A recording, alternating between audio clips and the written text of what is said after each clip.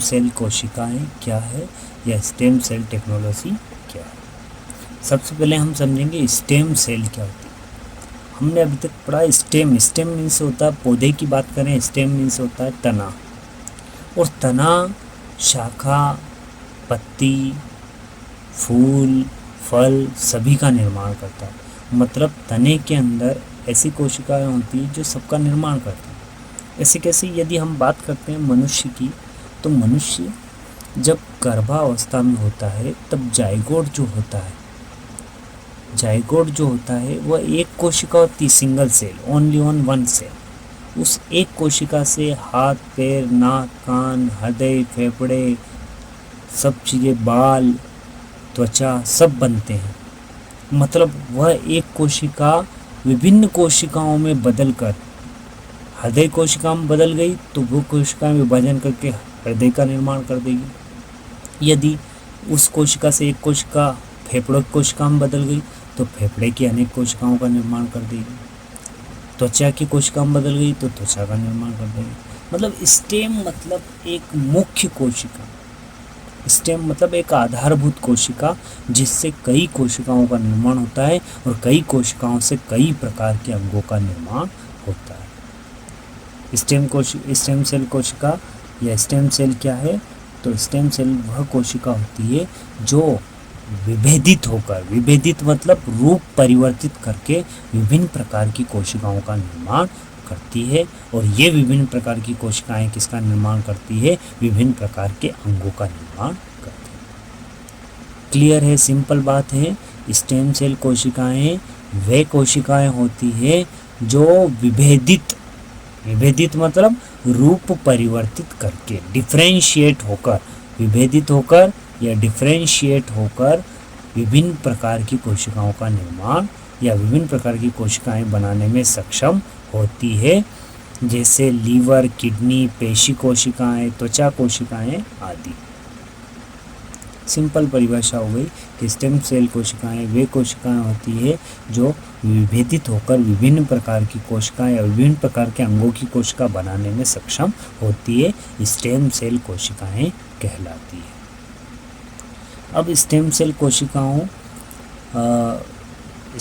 कोशिका की बात करें, टेक्नोलॉजी क्या होती है, तो अभी वर्तमान में यह पूरी प्रोसेस में नहीं आई हुई है, परंतु इस पर लगातार रिसर्च चल रहे हैं कि स्टेम सेल कोशिकाएं, जैसे गर्भावस्था में एक जाइगोट की कोशिका, एक कोशिका होती है, वो स्टेम सेल ही होती है, वो विभिन्न प्रकार की कोशिका बनाती है और उन विभिन्न प्रकार की कोशिकाओं से विभिन्न प्रकार के अंग बन जाते हैं।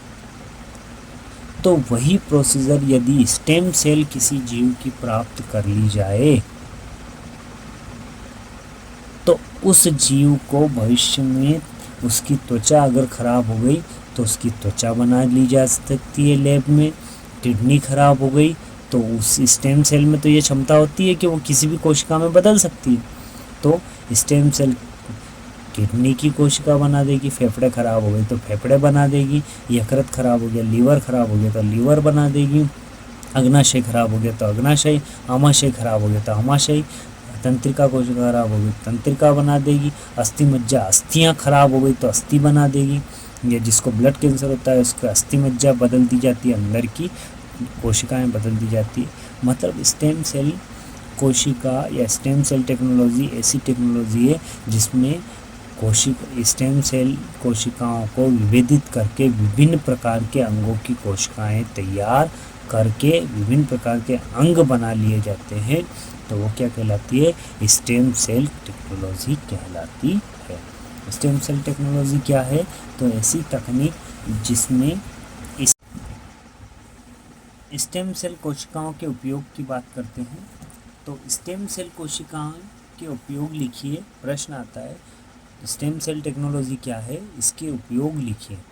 तो हम बता चुके हैं कि स्टेम सेल तकनीक वह तकनीक है जिसके द्वारा विभिन्न प्रकार की स्टेम सेल कोशिकाएं विभिन्न प्रकार की कोशिकाओं में विभेदित होकर विभिन्न प्रकार की कोशिकाएं बना देती है और विभिन्न प्रकार की कोशिकाओं से विभिन्न प्रकार के अंगों का निर्माण किया जाता है, स्टेम सेल टेक्नोलॉजी कहलाती है।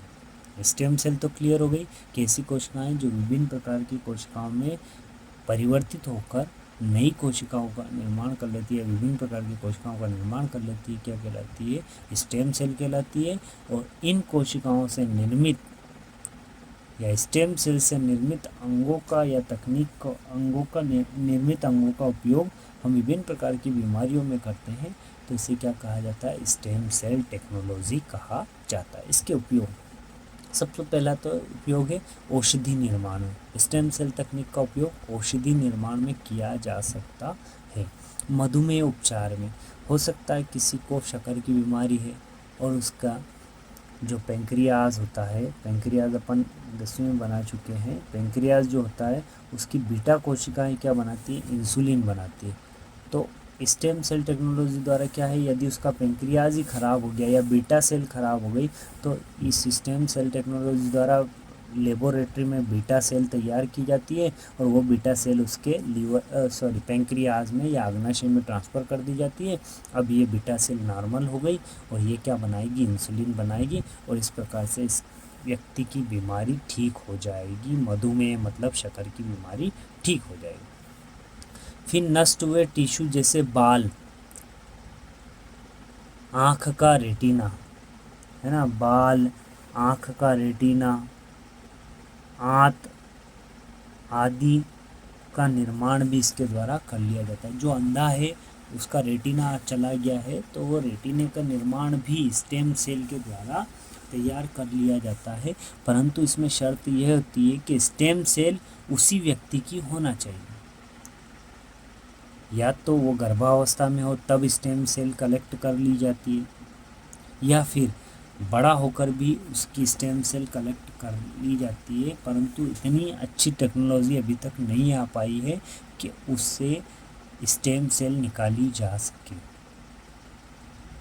स्टेम सेल निकलने के बाद या आइसोलेट करने के बाद तो आसानी से लेबोरेटरी में उसके विभिन्न अंगों का निर्माण किया जा सकेगा और इस तकनीक पर बहुत ज़ोरों शोरों से प्रयोग चल रहे हैं। जब भी ये तकनीक में स्टेम सेल प्रॉपरली निकाल ली जाएगी किसी के शरीर से, तो विभिन्न बीमारियों का इलाज हो सकेगा आसानी से।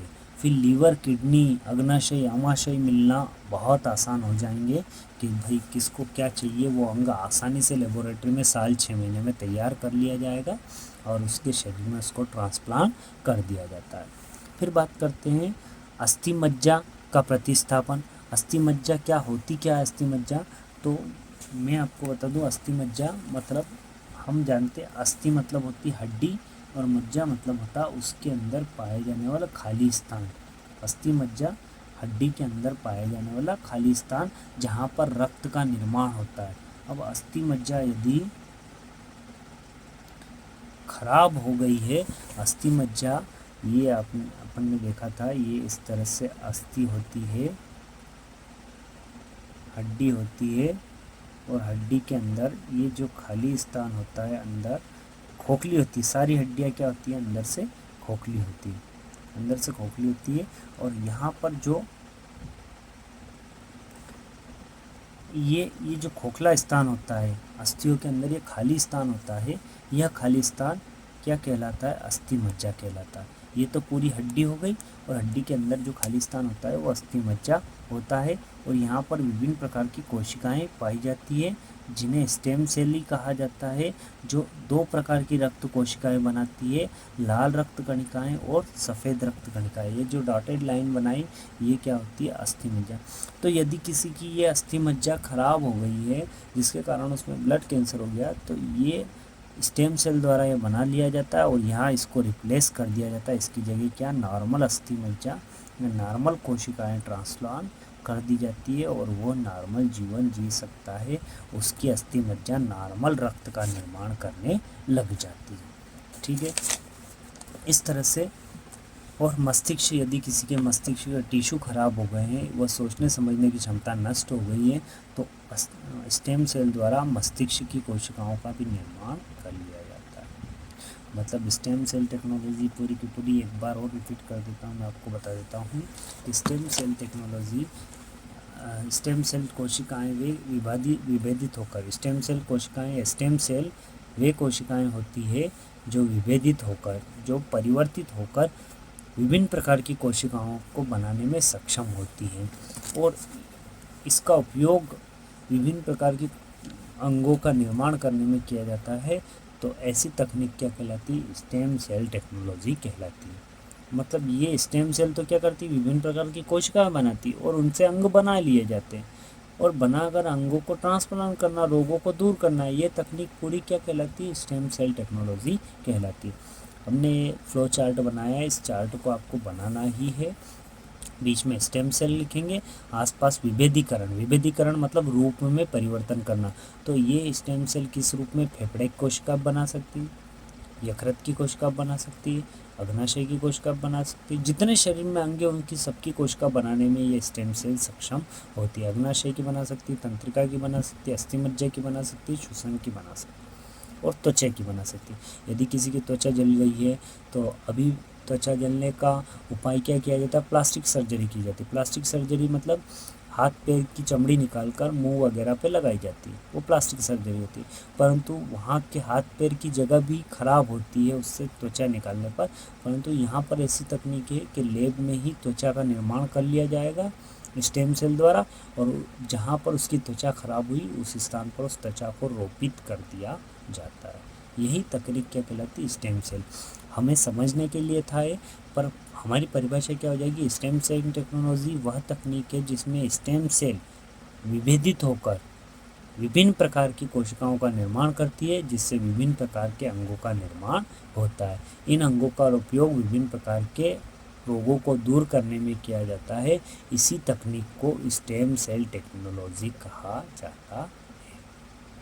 उपयोग में बता ही चुका हूँ। जितनी भी डिसीज़ है जो आपको याद आए वो सब लिख सकते हो कि स्टेम सेल टेक्नोलॉजी का हम इसमें उपयोग कर सकते हैं। ठीक है, थैंक यू वेरी मच। अगर इससे रिलेटेड कोई क्वेश्चन हो आपके पास तो आप ज़रूर व्हाट्सअप कर सकते हो, मैं आंसर उसका जब भी टाइम मिलता है दे दूँगा। ठीक है, थैंक यू वेरी मच। और कोशिश करना है आप समझने